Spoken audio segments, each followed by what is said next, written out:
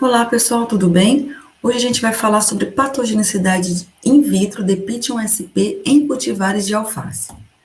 Bom, o Pithium spp, ele é considerado hoje um dos fitopatógenos de grande importância econômica no mundo, né, e no Brasil não é diferente, principalmente pelo seu grande potencial destrutivo em sistemas agrícolas, e principalmente na hidroponia. E o porquê na hidroponia? Porque há necessidade de contato com água para que o Pithium se complete o seu ciclo de vida, tá? Ele pode permanecer na sua estrutura de resistência em ambientes secos, mas para que ele complete o seu ciclo de vida, ele precisa ter esse contato com água, né, para formar os esporângios, até a liberação aqui dos zoósporos que nadam em direção ao hospedeiro, no caso da hidroponia, as raízes das plantas. Então, os principais sintomas, né, observados em plantas hidropônicas: apodrecimento das raízes, caules e frutos, né, tombamento da planta, podridão das sementes. Há relatos na literatura de perdas de 100% e também comunicação pessoal com produtores que já abandonaram o sistema hidropônico, né, por ter perdido totalmente a cultura. Então, existe um grande medo na hidroponia desse fitopatógeno.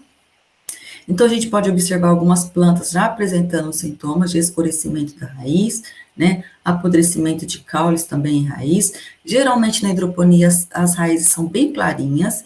Aqui a gente vê raízes de plantas hidropônicas já colonizadas por Pithium, então aqui estão as estruturas desse Pithium. Aqui a gente vê uma produção hidropônica onde algumas plantas já apresentam os primeiros sintomas, murcha, né? Mas o que é importante frisar aqui no caso é que uma vez que uma planta está contaminada com Pithium no sistema hidropônico, todas as outras terão contato também com o fitopatógeno, já que essa solução nutritiva alimenta todas as plantas presentes aí nesse sistema.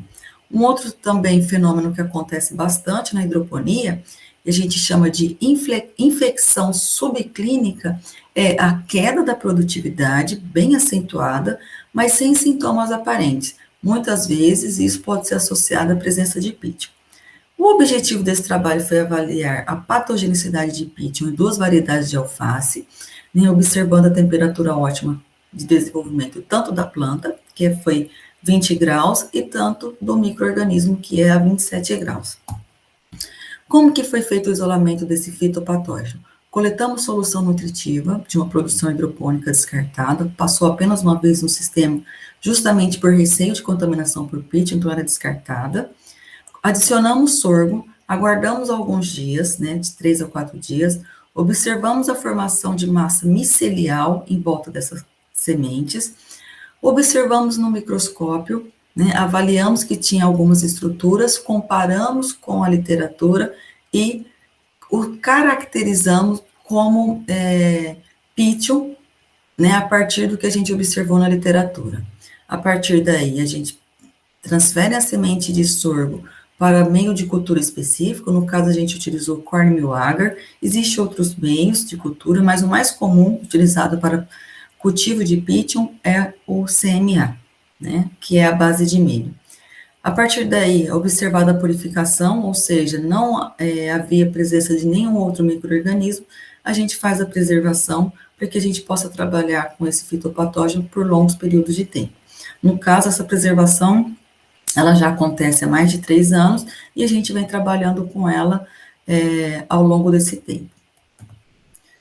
Para fazer o processo, né, o teste de patogenicidade, inicialmente a gente tem que fazer a desinfestação dessas sementes, né, com hipoclorito de sódio. Depois, a gente leva ela para pré-germinar em papel filtro por 24 horas e após essa pré-germinação, a gente transfere essas sementes para a placa de Petri contendo meio de cultura fraco, né, pobre em nutrientes, que no caso a gente usou agar-água. Então, colocamos 7 sementes de alface em cada placa de Petri, adicionamos um pequeno micélio, né, um fragmento de micélio de Pithium no centro, e uma placa controle, apenas com as sementes de alface, a gente coloca ao lado para a gente fazer comparação, né, do tamanho aí das raízes e folhas, se houve morte ou não. Após 10 dias, né, em estufa, elas ficam assim. Então, aqui tem uma placa com o Pithium no centro e as sementes aqui, né, que já cresceram, umas morreram durante o crescimento, outras cresceram, mas quando a gente observa e compara com a controle, elas crescem bem menores, né? Aqui são os resultados a 20 graus, lembrando que a temperatura ótima de desenvolvimento da alface, né? A variedade mimosa teve a redução de 59% do comprimento da radícula e de 18% do comprimento do hipocóptilo.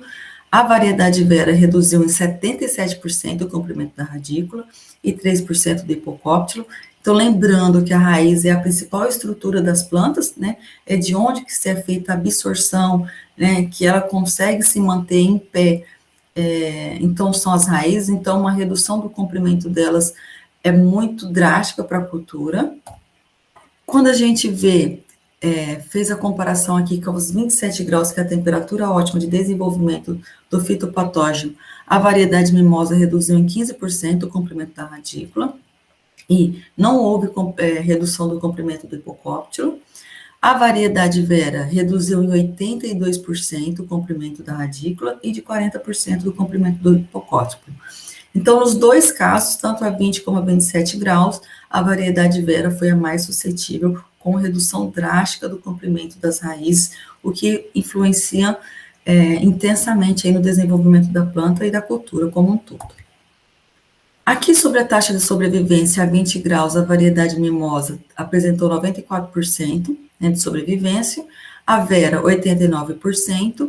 Quando a gente vai para 27 graus, a mimosa sobreviveu 80% das sementes plantadas, né, e a vera apenas 40%, ou seja, 60% das sementes já pré-germinadas em contato com o pítio não sobreviveram, né, na temperatura de 27 graus.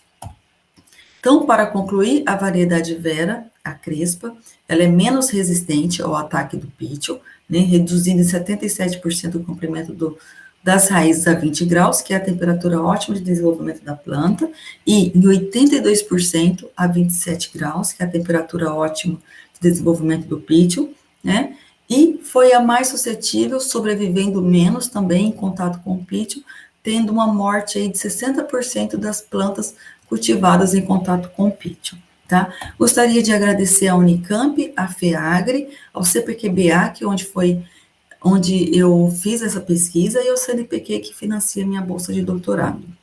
Aqui estão as minhas referências bibliográficas, e meu muito obrigada a todos pela atenção.